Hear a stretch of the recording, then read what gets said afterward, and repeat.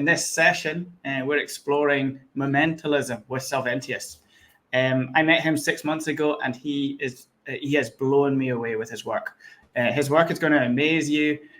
You're going to approach your craft a bit differently going forward and learn to be present in the moment in an increasingly busy industry. So Salventius, thank you so much. It's your first time on Around. Welcome. And I believe actually a couple of days ago it was your birthday. Am I right? Yeah, it was yesterday. So yeah, so this is my birthday present to everybody.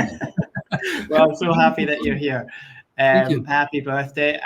I'm going to let you get on with things, Salventius, and then I'll pop back on at the end for a couple of Q&A things. All right, enjoy. Thanks. Okay. Well, welcome, and thank you very much, Brevity Sketch, for asking me to do this talk. It's always nice to share my work. It's also very it's not that I'm shy about my work, but it's also something that it's really true to my heart. So it's not easy to talk about it because everything I do is, it's just in the moment, but it's also very just for myself. So anyways, the moment is a lost start. I just want to start with a little disclaimer. The thing is that everything you will hear and see is not made with AI. It's just genuine. It's all my work that I created myself. The text is what I created myself. So it's a little bit like if there's fuck ups, it's not just intention. It's just me doing a fuck up anyways. Other thing is that now the presenter is not working. Let's see. And now it does. Okay. Another big thing is that I think I will not be telling something new. I think we're not discussing something new. We're discussing about the now. I think that's the thing that keeps me, going. I really like to work in the now, and I got a lot of things that I created that made me more in the now. So the thing is that what I believe is that the moment is a lost start. What I think is that what we are currently doing is that, and there's nothing wrong with it, but we were so dedicated ourselves just by controlling time. We all scheduling our hours, we're scheduling our days, our lives turned into likes, our selfies are filtered, memories are stored in gigabytes instead of in sentiments. We want to control everything. And I think that it is something that is, it's not wrong. Like I said, it's something that we need, but I also think that we need to balance this out. We really need to go to the other way around, because I think that it is, the things you hear is a lot of people saying, okay, you should live life like if it's your last day, and it's a top priority on my to-do list as well. But I think it's a really high standard if every day should be the best day of your life. It's not possible. The other thing is that what I found out is that what I do a lot is what I did before being an artist. I did a lot of brainstorming. I did a lot of creative work. I was a creative strategist. And what I found out is that at the momentum that you need to perform, that you need to be available, that you need to be creative, it happens. But the funny thing is that in between those meetings, just when you're not captured, when you're just not being aware of it, then suddenly it happens. Then suddenly that beautiful idea comes up. And the thing was that is sometimes people say, okay, that's just lucky. But I really try to value that sort of momentum. And within my work, I also try to find what it would be working best to, it's not like that I can mine from that momentum and have it making it very productive. But it's more like being aware of the fact that these momentums are there. Everybody has these momentums. Like I said, there's nothing new. It's about the now, and we should appreciate these kind of things more. Anyways, so I like to work in a moment, and we go to this dilemma. Okay, this is like Dan said 6 months ago, we discussed this. The 18th of September, I will be doing this talk. And like I said, I really like to create in the moment. I work best when the not knowing is what keeps me going. I work best when I don't know what will be happening or what will be taking place. But I couldn't let Dan go and said, okay, you just wait and see what the presentation would look like. So I really need to prepare this one. And I do this often, but it's so much. I just so much to show and so much to. So anyways, I think that it's I just made a selection. And what I will be doing today is I will share with you some moments that I had and that I experienced. And maybe it will inspire you to just look at this use of time, or this time frame, the moment, in a different way, and you can maybe benefit from it. Well, one of the things that it all started with one day, of course, and that's what everybody is saying, or day one or one day. Well, the thing is that one is something that is, well, a returning theme within my work. But that one day that I started is when my kids were born. I couldn't go out anymore. I could go out often, but I was making photography. I was making landscapes, shooting landscape as I shoot portraits as landscapes. Sorry, but the thing was I couldn't go out anymore because, well, you got kids and they take a lot of time, and that's beautiful because you get so much in return. But the thing was that I really had that hunger to create, to keep on creating. So I thought about, well, the thing was, I loved drawing portraits, and I thought, well, I should be doing these portraits somewhere where I can do, like, literally can do it anywhere. Like, for example, on the kitchen table or so. So that's what I did. The kitchen table was my studio. And in the first years after 2012, like in 2014, these first 2 years, I did everything on the kitchen table. And it was very much of a relief because I was working like a creative strategist. Everything had to have a purpose or had to have a meaning. And I was creating these portraits in the moment. And it was such a, well, and there were no intention. There was not like, okay, this should have a lot of likes, or this should be something that I can sell. It was just for myself, just to stop the overthinking and just get myself focusing and just getting myself, well, out of my head and onto the paper. So it's like a cliche, but it worked very well. But the thing was that when I was creating these, I started, well, I need to say this, the way that I create my portraits in the moment is that I use this one-line technique. Well, the one-line technique is not something new. Everybody has seen this before. I use this one line, not just from aesthetic point of view, because I do like this minimalistic kind of approach of portraits, but for me, it was like I start to draw, and then I try to challenge myself just to not think or decide what to draw next. It happened that I sometimes challenge myself just by starting drawing an eye, and then thinking about, okay, what if here's a mouth and here's a nose? So then I needed to complete it again.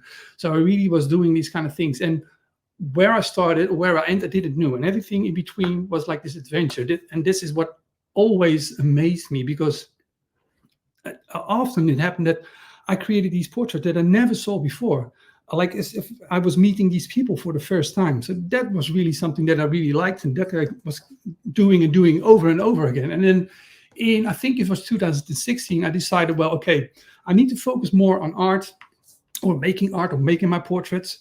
So I decided to do this one every day, and that's what's something that it's like a mantra. So I needed to perform, but still with the same idea, not to overthink, not to have too much intention, just create one portrait each time, like one new person that I meet for each day. And then it happened that that one day I was doing this portrait, and it was something that turned my way around. Then it gave me some purpose. Then it gave me some meaning for why I was doing these things that I do. Just to give you some sort of idea of, because everybody knows this one-line drawings, everybody's seen these before, but I want to just share with you some little overview of the things that I create, or the way that I create my portrait, because I started on the kitchen table, but later on I tried so much different kind of materials, or different kind of surroundings or locations, just to get the most out of the moment, just to really push myself, creating portraits that are, well, couldn't be reproduced and could only be made within that specific time frame. So here we go.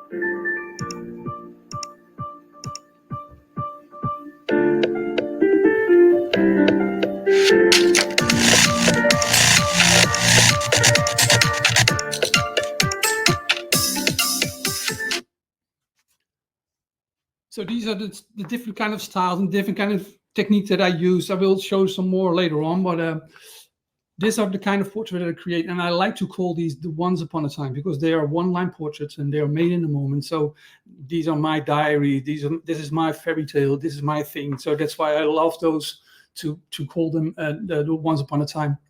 Speaking of the moment, there was this one time when I was doing these portraits, and the thing was that I have this video. You can see the video and you will hear the sounds of the kitchen, and you will also hear the sounds of the TV in the back. The kids were watching some television, and I just had, like 1 minute just before we go to eat. And I was on this kitchen table, so I needed to clean the kitchen table. And the thing was that I had only one sheet left, and I was like, okay, I can just have this one and just take it away, because I will lose it.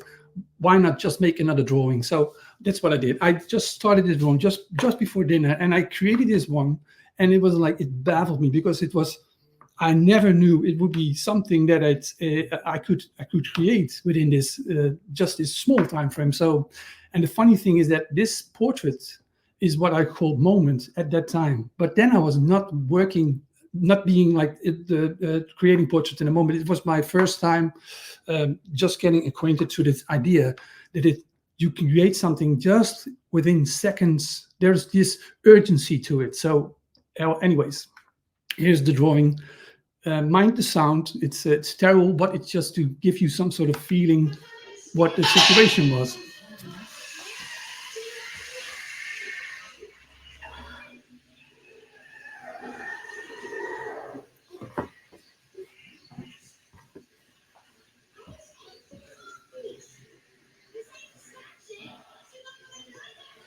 The kids.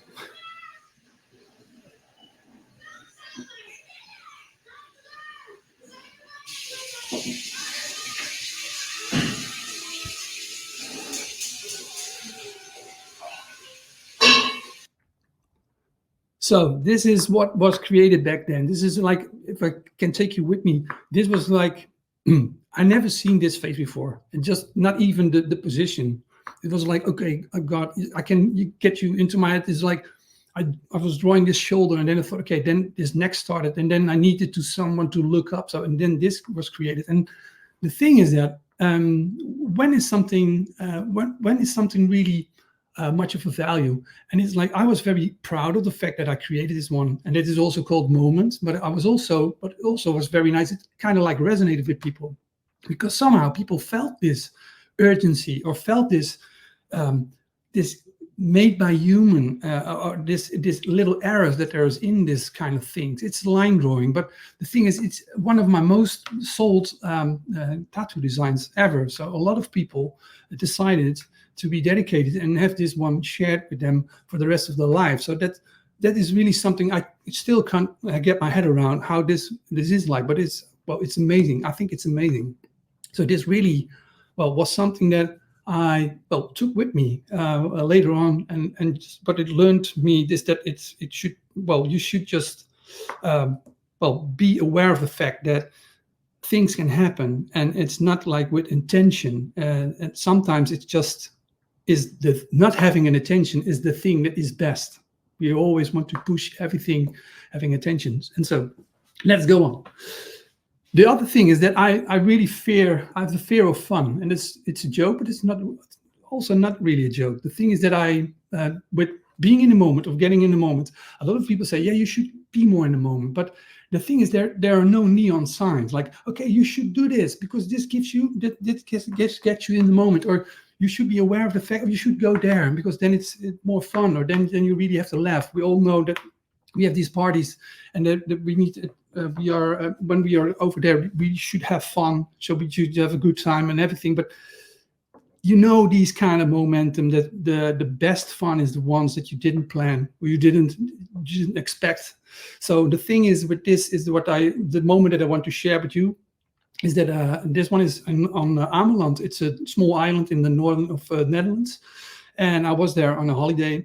And I try not to work as much as I do because I draw every day a lot of time. So I just decided not to draw. But I went to the beach because it was like sunset, the sun was setting. It was like gloomy. I like these kind of weathers, a little gloomy. And I took the kids with me, and to my surprise, within the backpack there was this light and the camera as well, because I just forgot to take those out of the bag. And anyways, and I thought, well, this is cool. Maybe I should get with the kids and have them light paint as well. So we did. So I put on the camera, and I just turn on the light, and I let them draw some. And this is what I also did. I also drew some of the lines. I will show you.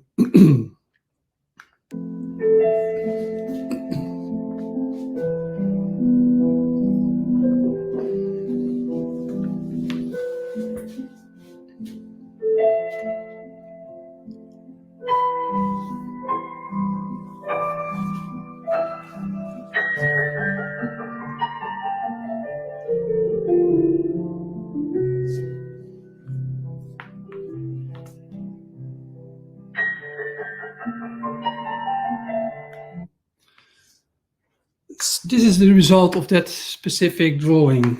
When I draw with light, when I use light paintings, the thing is that what I like most about it is that I can't reproduce this drawing a second time. I can't draw this. This is just a once in a lifetime thing. And that's that makes me always fall in love with the drawings, because the thing is that we are living in this world where you can create everything, and you can have, everything can be reproduced or whatsoever. But this specific thing, or light painting, or the other materials that are used, I always try to find stuff that I can't reproduce, because that's what I like. It's in the moment. It's take it or leave it. This is what you appreciate. You need to accept and appreciate what was happening back then, right at that momentum. So let's back to this specific thing. The thing that I did, I'm not really stupid. I can shoot some pictures, of course, and I did some landscape photography. But the thing is that I'm not that technically advanced with photography. The thing with this one is that the lighting was perfect, because as you look at the shadow or the shine on the beach as well, and also because I didn't or was paying attention to it, I really put the camera in the right position, because often you have this when you do these light paintings, that the sky gets, it gets bleached or something like that, or it's too dark. Anyways, I fell in love with this picture, and I was like, wow. And especially because I didn't have the attention to draw a beautiful drawing. It was not an assignment. It was just like, together with the kids, what's Daddy going to draw? And then they look, oh wow, because it's magical. I can't show it right now, but it's magical even to me. This is the first time when I see this one. It's the first time that I see it myself. So it's very nice to be with people and seeing these kind of things. But the thing was with this specific drawing is that it was later on, it was selected to be on an exposition in China. I was this example. I had this exposition, it's in Beijing, and they selected this work to be featured in this booth that you can see with the making of as well. Funny thing was that I remembered that I made it on the Blue Monday, in January. And I called this Red January, just to fuck up the concept of Blue Mondays. Anyways, this is something that I really like. When what happens is that there's no intention. It would be difficult for me. It would be difficult if they ask me, okay, make a light painting and we will show it in Beijing in an exposition and whatsoever. I think I would not die, but I think it is something that is not working for me. And the thing that it was made with this, not having this intention, I think that is something that resonated with people as well. You can also say, and that's also something that I always said, okay, I'm just being lucky that they selected this one. But if it happens to you all more often, then you think, okay, it's not lucky. It's not also not like I'm just manifesting the universe or something. It's more like appreciate and being aware of the fact that these kind of things happen. So, this is the exposition. As you can see, I had this booth in the middle. Also the other one, the light painting as well. And the funny thing was that it does stop here. So the light painting without intention, which I really love, was also selected later on. I just need some space. I just need some space. I just need some space.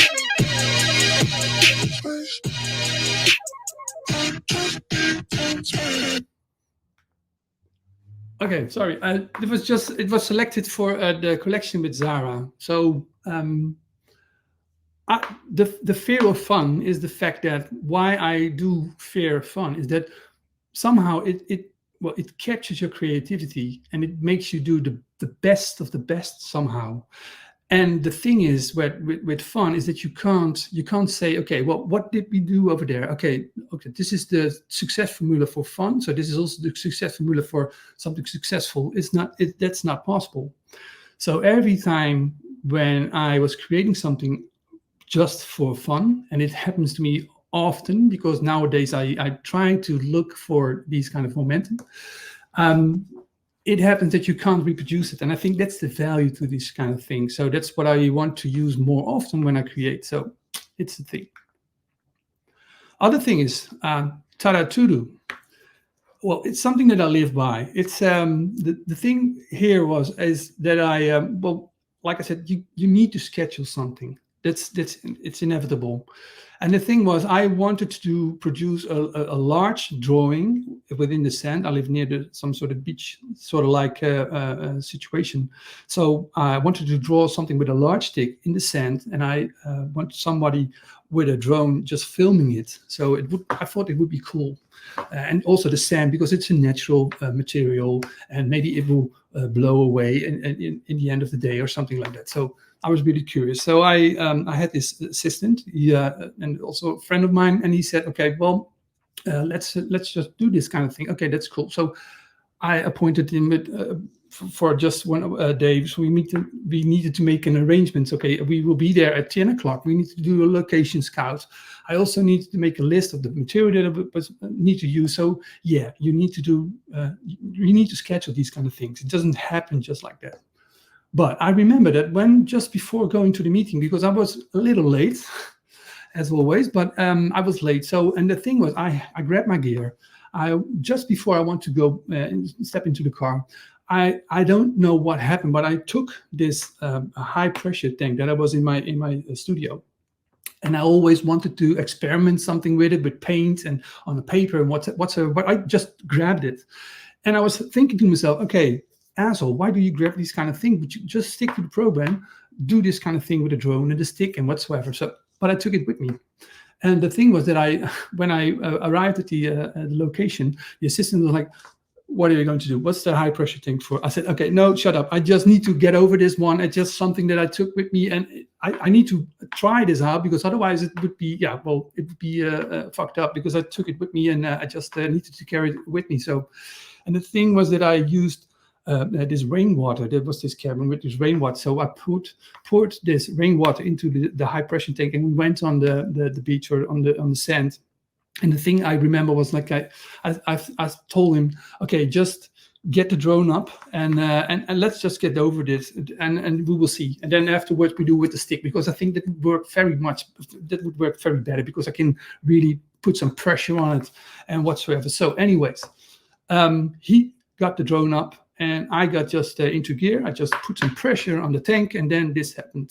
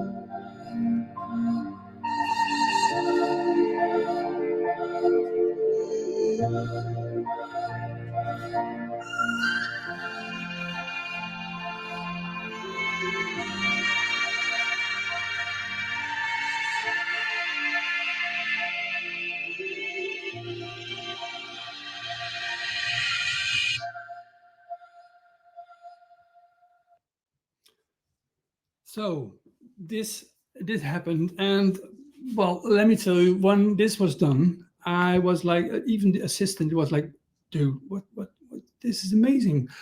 And it's not the drawing, because like I said, I use this one line, not as an aesthetic point of view, but it's more like this, just to stop overthinking and whatsoever.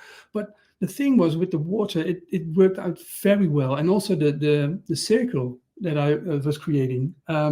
Well, I couldn't believe that I would do this all in once, but I did.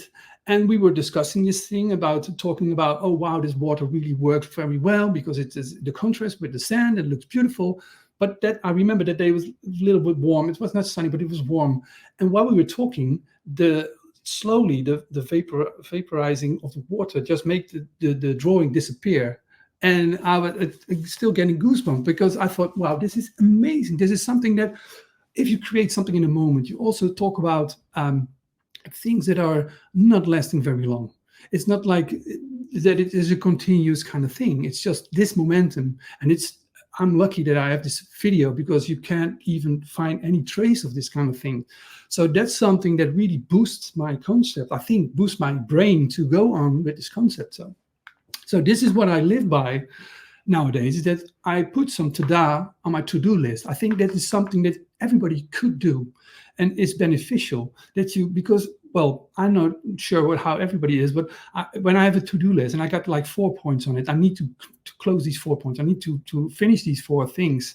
But nowadays, I also allow myself not to completely have this to-do list very tight, because I know you should also be aware of the fact, okay, this could be something nice, or this could be something worthwhile. The thing was with nice and worthwhile, besides the thing that it really boosts my brain to continue doing this in the moment thing, is that Art Help is a company, and they saw the video, and they just hooked me up with the United Nations, and we did one for Earth Day. So this was a video they took and used for Earth Day. So that's just something. It's not like a validation, but it is like something that I thought, okay, wow, this has just happened because I just was so stubborn to take with me this high pressure thing. Anyways. This is a very quick one. I also believe by naivety as a necessity, and the thing is that it's naivety is being very negative for people. They think it's childlike, but I think it's the childlike in a good way. You also need to be open for stuff.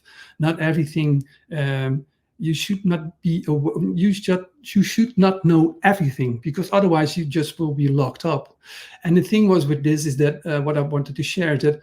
I never did any collaborations until recently, like 2 years ago. But before that, I didn't do any collaboration just because of the fact that I was very much afraid that people would, or brands would just kill my concept, or just make me do things that I didn't like.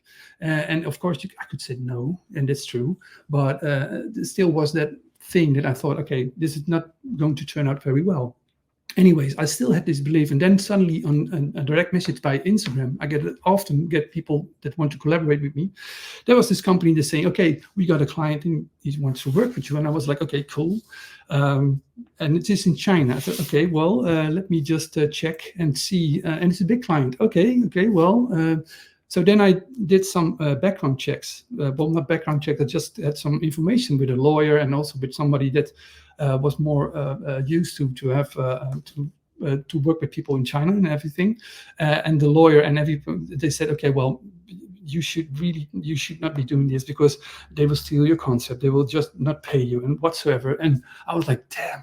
First I was like, wow, this is amazing. And now I was like, okay, being this grown up people and a person, and I was just suddenly thinking to myself, no, I had this up feeling when they just reached me. It felt like it could be something trustworthy. So I did. We ended up. I made the arrangement, and we had a meeting, and then I found that it was for Dwayne Wade. He's an NBA basketball player, and he got this own brand, and it's called Wade, Way of Wade. And we did a collection.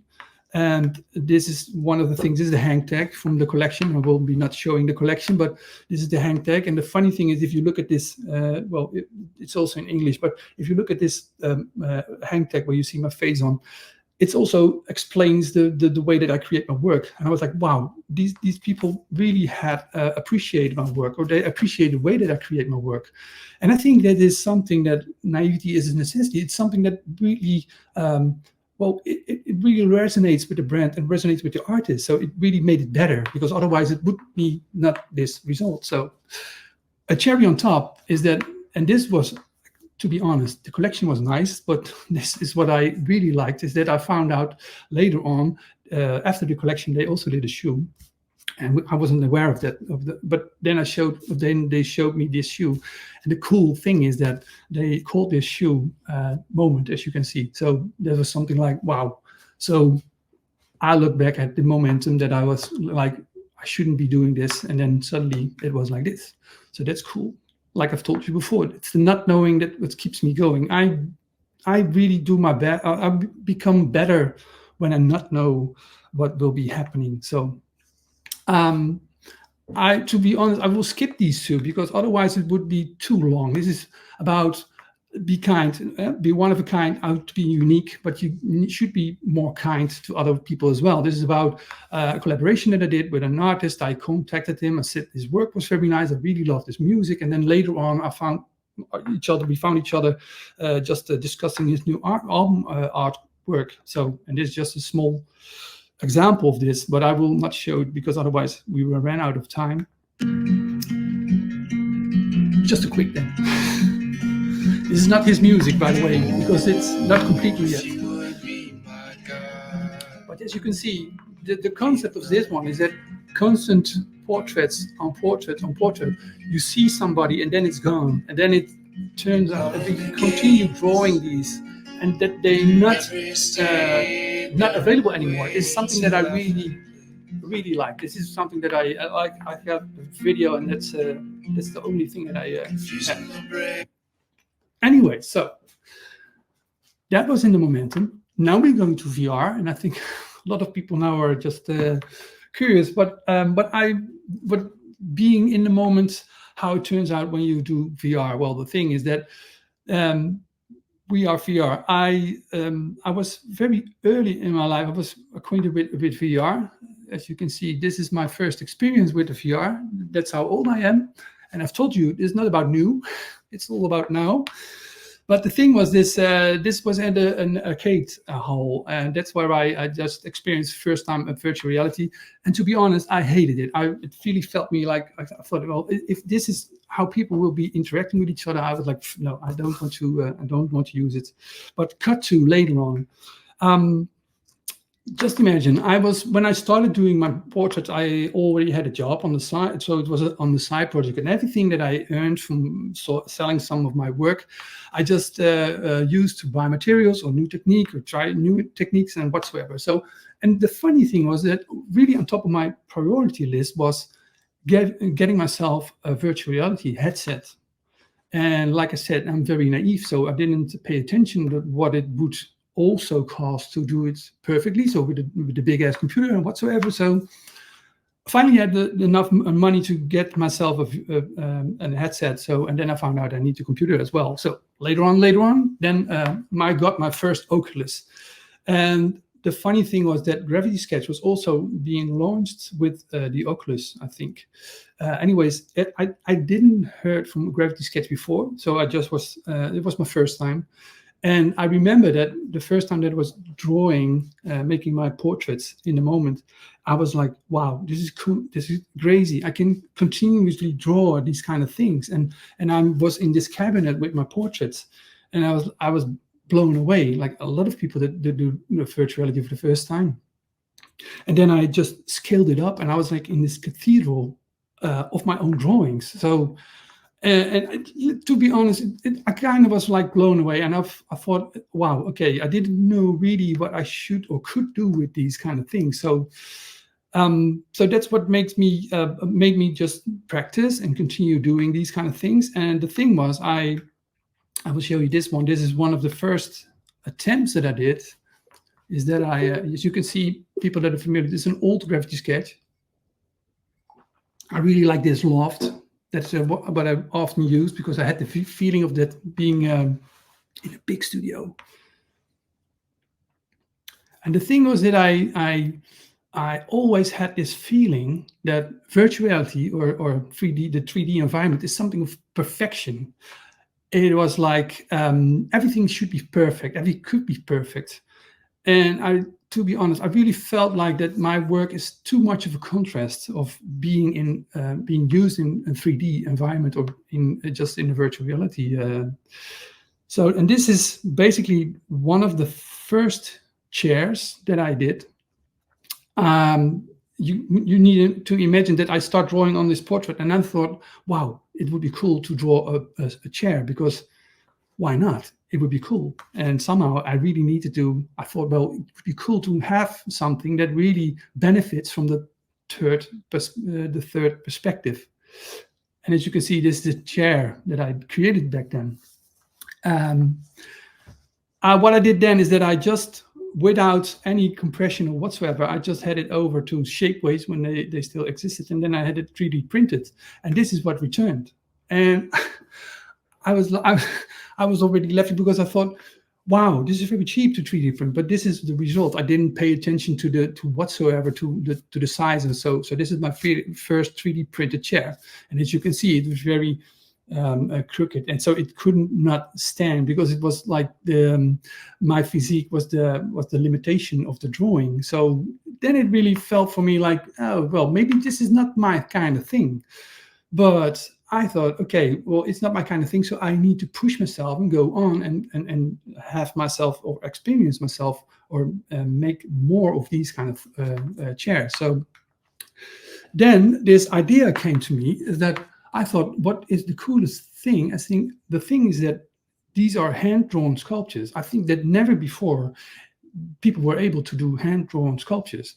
There was someone who did hand-drawn sculptures. They drew something with a stick and then had these coordinates, and then just transferred to something of a 3D environment, but it was not made in that environment, specific environment. So this was really what you see is what you get. And I thought, wow, but this is cool. This is hand-drawn sculpture. So I can have this human-like touch add to the sculptures that was not done before. It's something that is different than all the other stuff that's being made. So, and I just needed to accept and appreciate the human errors that I created while drawing these kind of things. So I got more experience, and I also used a tabletop, the physique tabletop, just for myself, just to level out the support. So the leg of the chair would be touching this physique table. So so then I knew whatever I will draw, it will be standing on its own four legs. So that was really what I really liked. So I will have this example. This one. This is what I did later on.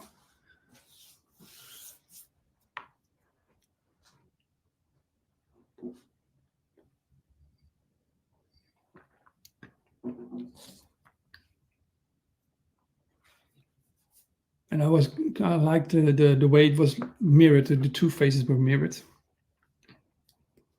So then these are created, and this is what it looked like. I used dimensions for these kind of things.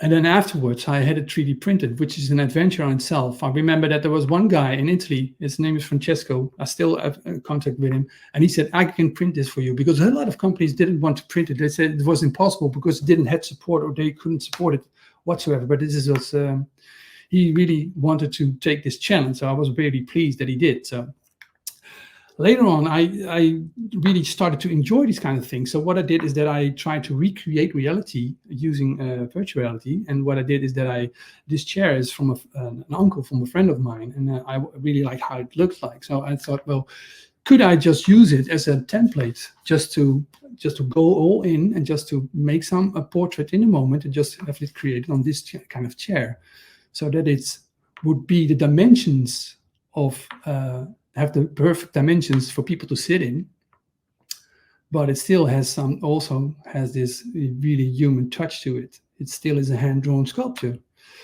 And what you will see right now is that, well, not right now, but just later on,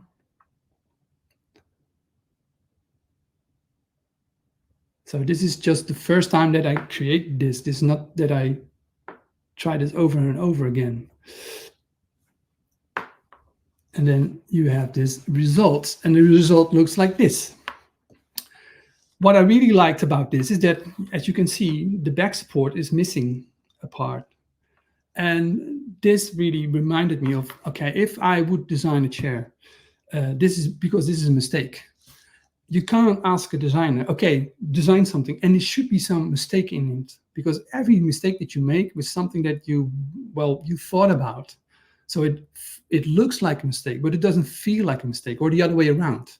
And what with this was, I was like, wow, this is so beautiful. This is really something that it would, if people would ask me, okay, create a chair or design a chair, I would not think about just missing this part. But because I forced myself, or just to get in the moment, and using the way that I use my work, continuous line and continue drawing until it's done, I created this one. So this is what really made me enjoy the virtuality more. And from there on, I really started doing a lot of chairs, and a lot of like this one. I also made a cardboard support, as you can see.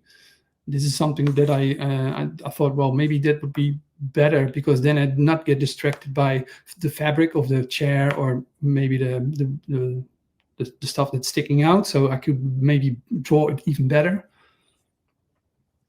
And here's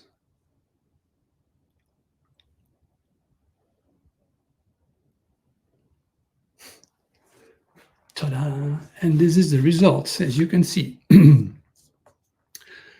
And what I like about this one is that it got a fifth leg, as you can see. It's got the right one is a double leg, so that's what I really like. And again, I hope that people see when they look at this chair, that they can, well, maybe not see that it's human made, but it feels human made, because it has these little errors in it. And later on, I really made a lot of chairs. This is just a small selection. I also experimented and tried to experiment with other products as well. So this is what I did. It's one of the headsets. I thought, well, why not a headset? So in the models, the standard models of the Gravity Sketch, there was this. Luckily for me, there was this head. So I thought, okay, cool. Now I can try to just make this headset just in a moment on this head. And it is and I thought, while I was doing this, I thought, oh fuck, yeah, I should go from the other way to the other side of the head. So, and that's something challenging, because you can't really see how it works out. So it's as you can see, like this. Then I just walked around it, as you can see,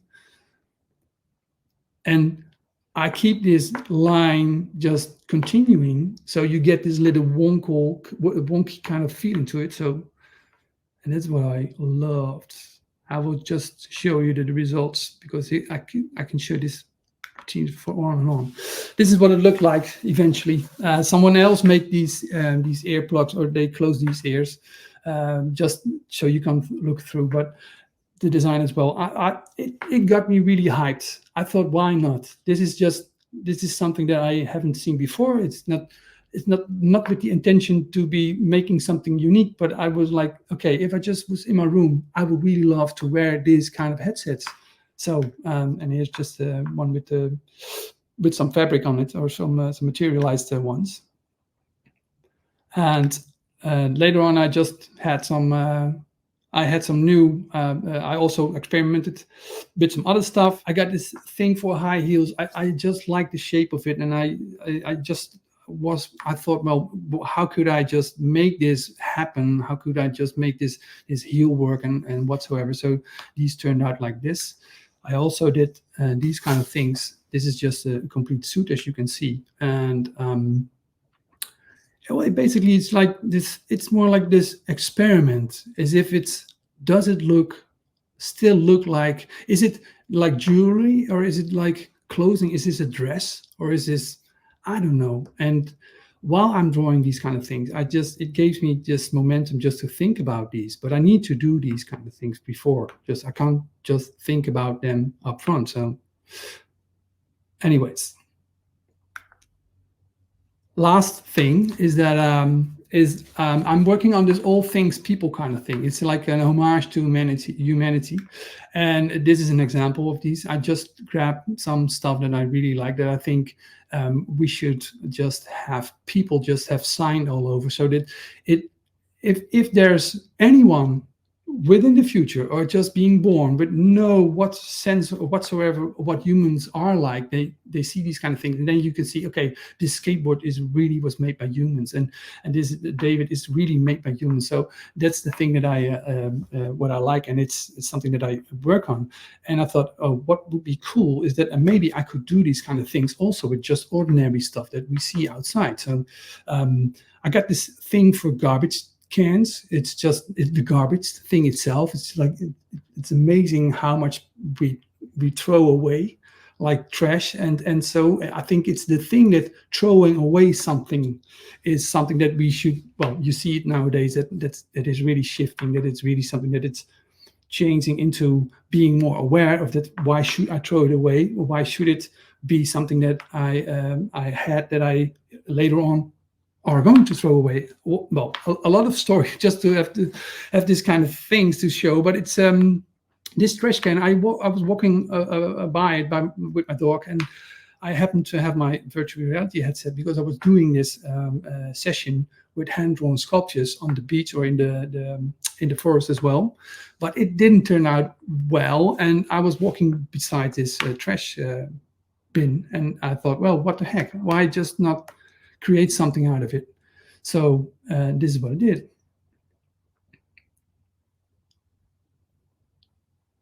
And it's just, well, maybe it's my naivety, or I think it would be cool if things look like this, how the world would look like. It is not something that is, and as you can see, voila, with this little hair. And the other one is this, road sign kind of thing. And what I also like about these, well, I can ramble on road signs for half an hour, but I think it's like these totem poles. These are like the new gods. These tell you what you should expect. It's like the, well, not to get biblical, but it's like the 10 commitments. It's like you should do this and you should do that. So I thought it would be cool to have this and just change it in virtuality to something like this ancient kind of and just little heart. So, well, anyways, here's the trash can again, with this beautiful gold shine to it. The last thing that I was working on recently is that I tried to create this, and just see, and we will discuss it afterwards.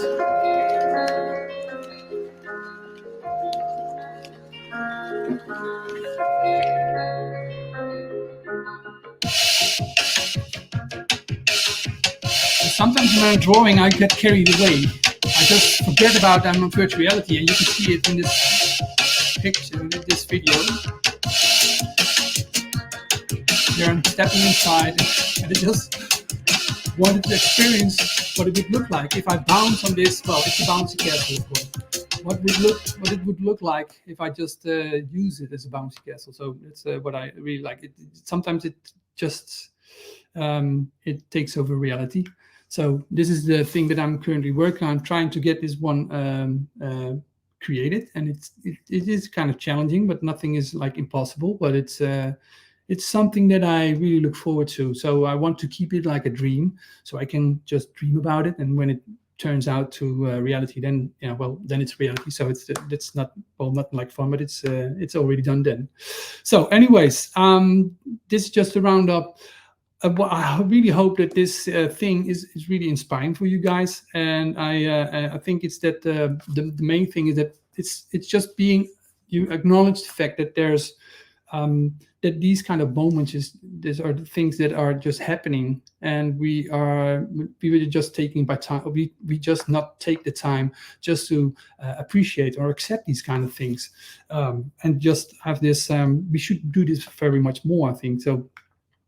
The other thing is that someone told me this morning, I was just discussing about, okay, what you're going to talk about. And I said, yeah, well, the moment is a lost art.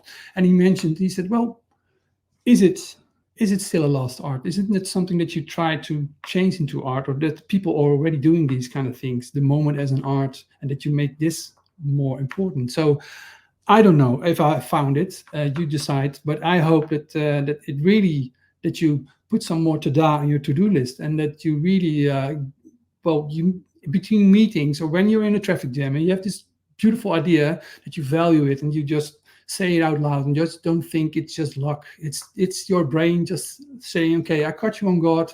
This is the thing that you do. The other thing that you do with the meeting, you shouldn't be doing. Just take this one. And anyways, like I said, we would not say something new, but I think it's we talked about it now, and I hope that this brings something new to every one of you. And it's that's my talk. Thank you very much for your attention, and just give me a follow on Instagram or the other social media channels. I'm working on this, doing this course on gravity sketching by Meta. If you like, I do this one-on-one course about creating portraits in a moment, and especially this hand-drawn sculpture. So if you like, follow me, and maybe we will meet each other in a course or something. So thank you.